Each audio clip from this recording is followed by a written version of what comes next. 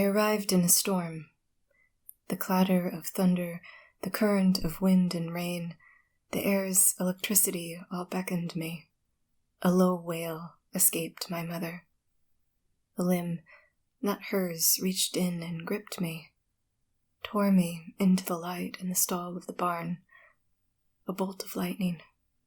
Breath. It is understood that I must drink, use the senses that work. But first I have to stand.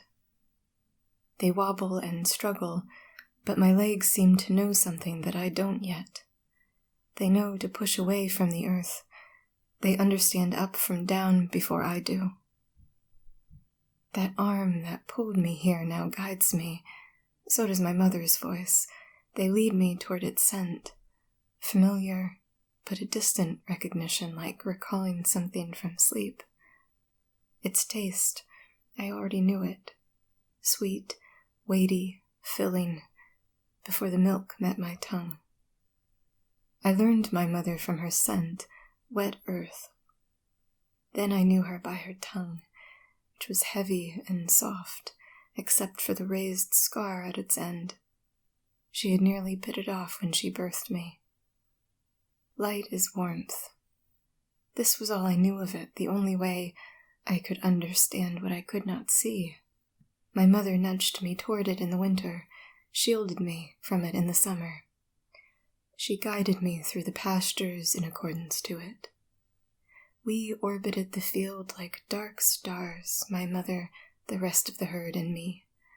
Light led us. It is in this way that my mother taught me how to move through the world without sight. That is how we found the hillside on the southwestern edge of the field. We felt the evening sunlight wash over our faces and the incline of earth in our legs. The push of my mother's nose meant to sit, and we lingered under a tree that smelled musky and sweet. Out from under the sunlight, I felt the veil of shade fall over us. A breeze. The scent of my mother drifted as she grazed nearby. I've been told that I sit in an ocean of gold. It glitters, and the tall grasses move like waves. The woman tells me a lot. She pets me while she speaks, smelling of chamomile and onions. She sits with me and coos like a bird. Sometimes we are quiet together. Sometimes she tells me things. Don't be afraid. That's a truck heading up the road. The days are getting longer. Soon it'll be too hot to sit out here. Sometimes I hear the tear of grass and smell it sitting in her palm. An offering. Do you hear them? The woman asks me. Her hand moves over my head rhythmically. It soothes like a lullaby. A cloud of sparrows have landed in a nearby tree. Their chatter fills up the field. She tells me of flight, a swimming through the air, a lightness we don't have, a lightness made of wind and feathers. My mother is always close by.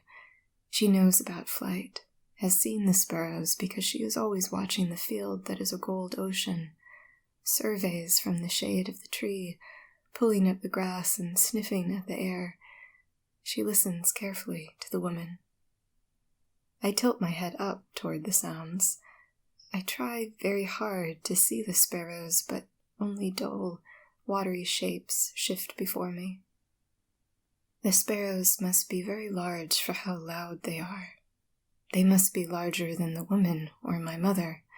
Their talk is as big as the field, an ocean. If we cannot fly, my mother and me, then we must float. As dark stars, we must drift in the gold ocean. Something heavier than wind guides us each day, something like milk or water. It pulls. It's magnetic. Each day my mother and I float out to the hillside and sit under the tree. The woman doesn't sit with us every day. I don't know what guides her, but when she does sit with us, she'll arrive when the sunlight is at our backs, and she'll leave when the light warms our faces. I'm getting stronger. I feel it in my legs when we cross the gold ocean. My mother tells me I am growing, but the sparrows still tower over me. I don't think I'll grow to their size, but I'm getting stronger. I'm also learning our path. I recognize the worn trail, the tufts of grass underfoot, the tilt back as we reach the hillside and climb. It has become so familiar that sometimes I go ahead of my mother. I follow our orbit, the light over us, and the sudden recognition of the tree, its shadow on my face, surprises me. I call out to my mother, delighted by this new recognition because I'm getting stronger. My mother is a few paces behind me, in step and steady. She is as steady as the coming of days and nights. I don't know what arrived first, the voice or its scent. The voice is not the sound of the woman or the man who pulled me here. It is a voice tied to a sharp smell. Later I will be told it was the smell of medicine, something harsh that cleans. But I don't know it. Whatever came first took my mother. Her steps wobbled off the barn walls and disappeared. I tried to follow her, but was steered out to the field. And I couldn't catch her scent, so I began our path. She must be up the path waiting for me. Rain is coming, because the wind whips at my face and there is no light to guide me to the tree. The wind whips at my face and throws sound and scent, so I can't place anything and I can't find the worn trail or familiar tufts of grass under my feet. I tilt my head up to try to see. I strain to see. The sparrows have scattered and nothing is familiar. The wind whips at my face, stings my eyes. I keep going, hoping my feet will find the hillside to climb, that tilt back, but I realize my body has pitched forward, down. I am running down, or flying, or falling. I'm not running at all, but falling. The earth suddenly races up and strikes my face. My legs can't find the earth to push away anymore, and something sharp, many sharp things drag across my face and body. They catch and snag. I cry out, tangled in the thistle, in thorns, in teeth. Then the rain falls. The rain falls on my face. I must be looking up, but there are no shapes before me. It is quiet, too. The sparrows hold their breath, or the gold ocean has pulled away the way oceans do. Waves slide back and reveal the ocean floor. My mother had warned me of this quiet, of the dark that can swallow you. It grows like the sparrows and fills up everything. I am alone. No matter how I cry out for my mother, the quiet and dark and rain are too big. I strain my eyes. I hold them wide, catching the rain, in hopes that I might finally see. I hope that beyond the distance of dark there is the hillside, the tree and the woman and my mother. I stare, rain falling in my eyes.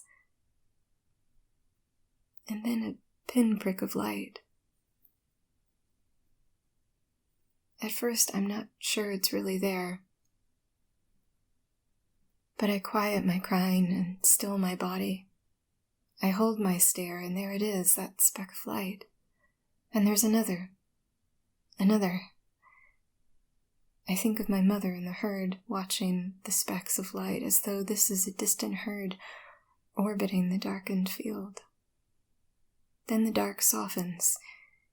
It's under these pinpricks of light that I notice the rain has stopped and the dark has changed. I don't know this, but I think of what the woman has told me. I think that these must be colors. I don't know their names, but they are like light and water. They're warm and moving and stretching around me, drenching me like the ocean of gold. I watch them shift around me, and they are so bright, startling, and immense. It is so bright that I hold my breath, that my eyes well and blur all this color. It almost frightens me, this vision. I wish my mother was here, even as they begin to fade. A low wail rolls down the hillside. The scent of wet earth follows. A familiar limb reaches in and grips me, tears me from the thicket and into the light. breath. It's morning again, and I lean into the scarred tongue that presses my face. It's morning again.